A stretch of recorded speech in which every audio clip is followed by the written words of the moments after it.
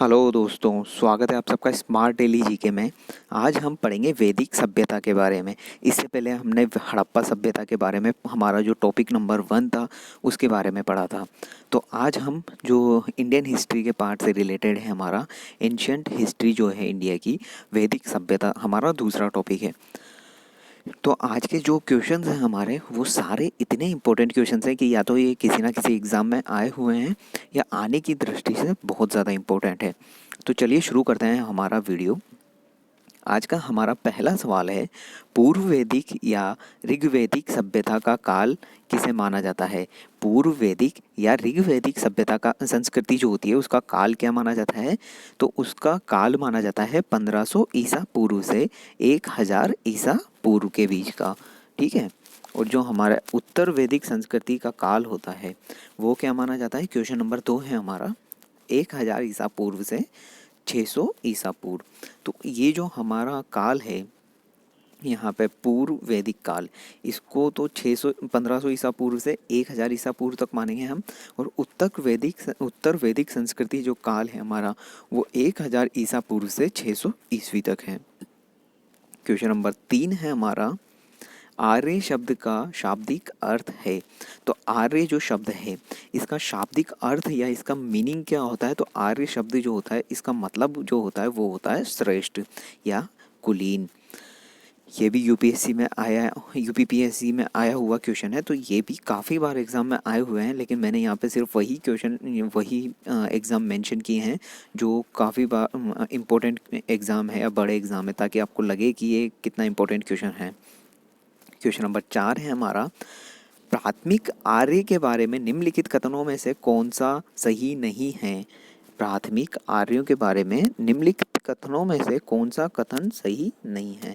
तो कौन सा कथन इनके बारे में सही नहीं है? कि वे मुख्यतः नगरों में निवास करते थे। वो नगरों में निवास नहीं करते थे जो प्रारंभिक आर्य थे। क्वेश्चन नंबर 5 है हमारा, इनमें से किस फसल का ज्ञान वैदिक काल के लोगों को नहीं था? तो तंबाकू की जो फसल थी उसका ज्ञान वैदिक काल के लोगों को बिल्कुल नहीं था। आप सब जानते हैं कि तंबाकू की खेती की जाती है।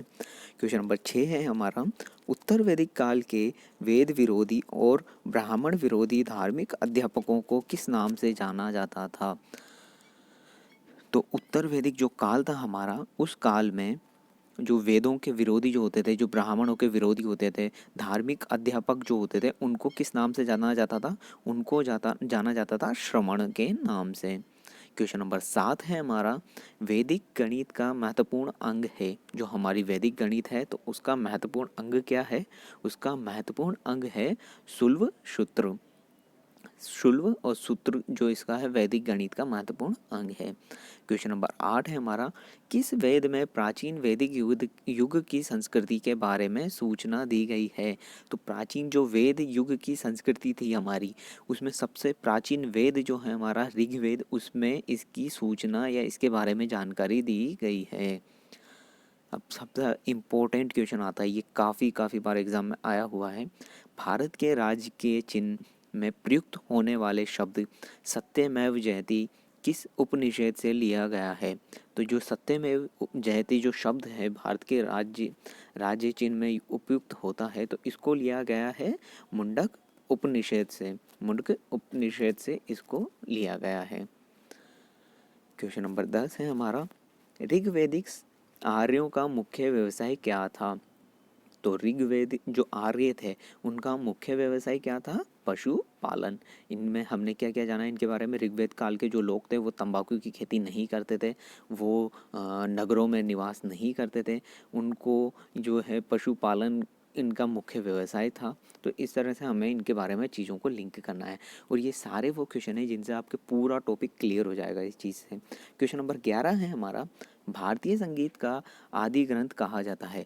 तो भारतीय जो संगीत है उसका आदि ग्रंथ किसको कहा जाता है? सामवेद को। सामवेद को भारतीय ग्रंथ जो संगीत होता है उसका आदि ग्रंथ कहा जाता है। क्वेश्चन नंबर 12 है, प्रथम विधि निर्माता कौन है?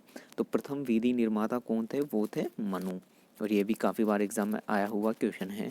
क्वेश्चन नंबर 13 है हमारा, कृष्ण भक्ति का प्रथम और प्रधान ग्रंथ है। जो कृष्ण भक्ति थी उसका प्रथम और प्रधान ग्रंथ कौन सा मानते हैं हम, तो वो है श्रीमद् भगवत गीता। क्वेश्चन नंबर 14 है हमारा, ऋग्वेद में संपत्ति का प्रमुख रूप क्या है। तो ऋग्वेद जो काल था उसमें संपत्ति का सबसे बड़ा जो प्रमुख रूप क्या होता था, वो होता था गोधन। जिनके पास ज़्यादा गाय या बैल बकरी जो भी होते थे, इस तरह के जो जानवर जिन लोगों के पास होते थे, वो सबसे संपन्न या अमीर व्यक्ति माना जाता था उस काल में। क्वेश्चन नंबर 15 है हमारा, ऋग्वेद के किस मंडल में शूद्र का उल्लेख पहली बार मिलता है। तो किस वेद में मंडल में शूद्र का उल्लेख पहली बार मिलता है, 10वें मंडल में। क्वेश्चन नंबर 16 है हमारा, पुराणों की संख्या कितनी है। तो भारत के जो इतिहास है इसमें पुराणों की संख्या कितनी दी गई है, 18। वैदिक धर्म का मुख्य लक्षण इनमें से किसकी उपासना था। तो जो वैदिक धर्म है इसका मुख्य लक्षण किसकी उपासना था, प्रकृति की। क्वेश्चन नंबर 18 है हमारा, किस देव के लिए ऋग्वेद में पुरंदर शब्द का प्रयोग हुआ है। जो हमारा ऋग्वेद काल है इसमें पुरंदर शब्द किस देव के लिए उपयुक्त हुआ है, इंद्र देव के लिए। क्वेश्चन नंबर 19 है हमारा, शुल्वसूत्र किस विषय से संबंधित पुस्तक है। शुल्व सूत्र किस विषय से संबंधित पुस्तक है, तो ये किससे संबंधित है, ज्यामिति से। क्वेश्चन नंबर 20 है हमारा, अस्तोमा सद्गमे तमसोमा ज्योतिगमे मृत्योमा अमृतम गमे कहाँ से लिया गया है। तो ये किससे लिया गया है, उपनिषद से लिया गया है। क्वेश्चन नंबर 21 है हमारा आज का, आर्य भारत में बाहर से आए और सर्वप्रथम बसे कहाँ पर। आर्य जो भारत में आए थे, पहली बार बाहर से आए थे, ये भारत में सर्वप्रथम कहाँ पर बसे, ये बसे थे पंजाब में। क्वेश्चन नंबर 22 है हमारा, ऋग्वेद का कौन सा मंडल पूर्णतः सोम का समर्पित है। जो ऋग्वेद का कौन सा मंडल है वो पूर्णतः सोम को समर्पित है, 9वां मंडल। क्वेश्चन नंबर 23 है हमारा, प्रसिद्ध 10 राजाओं का युद्ध दशराज युद्ध किस नदी के तट पर लड़ा गया था। प्रसिद्ध 10 राजाओं का युद्ध जो था दशराज युद्ध, वो किस नदी के तट पर लड़ा गया था, परुष्णी नदी के तट पर लड़ा गया था। क्वेश्चन नंबर 24 है हमारा, धर्मशास्त्रों में भू राजस्व की दर क्या है। धर्म राजस्व में भू राजस्व की दर क्या है, तो इसकी दर कितनी है, 1/6 भाग। यानी कि इतना भाग जो है उनसे कर के रूप में लिया जाता था लोगों से। क्वेश्चन नंबर 25 है हमारा, 800 ईसा पूर्व से 600 ईसा पूर्व तक का काल किस युग से जुड़ा है। तो हमारा जो 800 ईसा पूर्व से 600 ईसा पूर्व का जो काल है वो ब्राह्मण युग से जुड़ा हुआ है। क्वेश्चन नंबर 26 है हमारा, किस काल में अछूत की अवधारणा स्पष्ट रूप से उदय हुई। तो धर्मशास्त्र के काल में अछूतों की जो अवधारणा थी वो स्पष्ट रूप से उदय हुई थी। क्वेश्चन नंबर 27 है हमारा, ऋग्वेद में कितने सूक्त हैं। तो ऋग्वेद में कितने सूक्त हैं, एक। आज का हमारा 28वां सवाल है, गायत्री मंत्र देवी सवित्र को संबोधित किस पुस्तक में मिलता है। जो गायत्री मंत्र था हमारा वो किसको संबोधित किया गया है, देवी सवित्र को। और जो किस पुस्तक में मिलता है हमें, ऋग्वेद में। क्वेश्चन नंबर 29 है हमारा, न्याय दर्शन को प्रचारित किया था। न्याय दर्शन जो था उसको प्रचारित किया था, किसने किया था, गौतम ने। और ये देख लो आप कितनी बार एग्जाम में, बड़े बड़े एग्जामों में यह आया हुआ है। क्वेश्चन नंबर 30 है हमारा, प्राचीन भारत के निष्क से जाना जाता था। तो प्राचीन भारत में जो निष्क थे उस भारत में निष्क से किसे जाना जाता था, स्वर्ण आभूषण को जाना जाता था। क्वेश्चन नंबर 31 है, योग दर्शन के प्रतिपादक हैं। योग दर्शन के प्रतिपादक कौन है, पतंजलि। क्वेश्चन नंबर 22 है हमारा, उपनिषद पुस्तक है। तो उपनिषद पुस्तक क्या है, दर्शन पर। क्वेश्चन नंबर 33 है हमारा, आरंभिक वैदिक साहित्य में सर्वाधिक वर्णित नदी है। तो वैदिक साहित्य जो शुरू का जो वैदिक साहित्य था हमारा, इसमें सर्वाधिक सबसे ज़्यादा किस नदी के बारे में कहा गया है या उसके बारे में उच्चारण या बोला गया है, तो वो है सिंधु नदी। क्वेश्चन नंबर 34 है हमारा, उपनिषद काल के राजा अशुपति शासन थे। तो कौन थे इसका शासन, के। क्वेश्चन नंबर 35 है हमारा, आध्यात्म ज्ञान के विषय में नचिकेत और यम का संवाद किस उपनिषद में प्राप्त होता है? तो आध्यात्म ज्ञान के विषय में नचिकेत और यम का जो संवाद था वो उपनिषद में प्राप्त होता है। किस उपनिषद में प्राप्त होता है? कठोपनिषद में। क्वेश्चन नंबर 36 है हमारा, वैदिक नदी कुंभा काबुल का स्थान कहाँ पर निर्धारित है? तो वैदिक नदी जो है कुंभा, ये कहाँ पर है? अफगानिस्तान में। क्वेश्चन नंबर 37 है हमारा, कपिल मुनि द्वारा प्रतिपादित दार्शनिक प्रणाली है। कपिल मुनि द्वारा प्रतिपादित दार्शनिक प्रणाली क्या है? सांख्य दर्शन। क्वेश्चन नंबर 38 है हमारा, भारत के किस स्थल की खुदाई से लौह के प्राचीनतम प्रमाण के प्रचलन में मिले हैं? तो किस स्थल पर खुदाई से लोहे के प्राचीनतम प्रमाण मिले हैं? अतरंजी खेड़ा। क्वेश्चन नंबर 39 है हमारा, निम्नलिखित में से किसका संकलन ऋग्वेद पर आधारित है? तो सामवेद जो है इसका संकलन ऋग्वेद पर आधारित है। क्वेश्चन नंबर 40 है हमारा, निम्नलिखित में कौन प्रस्थानत्रय में शामिल नहीं है? तो भागवत जो है वो प्रस्थानत्रय में शामिल नहीं है। क्वेश्चन नंबर 41 है आज का हमारा, कर्म का सिद्धांत संबोधित है। तो कर्म का जो सिद्धांत है वो किससे संबंधित है? मीमांसा से। क्वेश्चन नंबर 42 है हमारा, चरक संहिता नामक पुस्तक किस विषय से संबंधित है? तो चरक संहिता जो नामक पुस्तक है वो किस विषय से संबंधित है? चिकित्सा के क्षेत्र से। क्वेश्चन नंबर 43 है हमारा, यज्ञ संबंधित विधि विधानों का पता चलता है। तो जो यज्ञ संबंधित विधि विधान थे हमारे, इनसे किसका पता चलता है? यजुर्वेद में इनका वर्णन किया गया है। और ये हमारे आ रहे इसके एग्जाम में भी आया हुआ क्वेश्चन है, तो काफ़ी इंपॉर्टेंट क्वेश्चन है। क्वेश्चन नंबर 44 है हमारा, वैदिक युगीन सभा जो थी वो किस तरह की थी? वो मंत्री परिषद थी।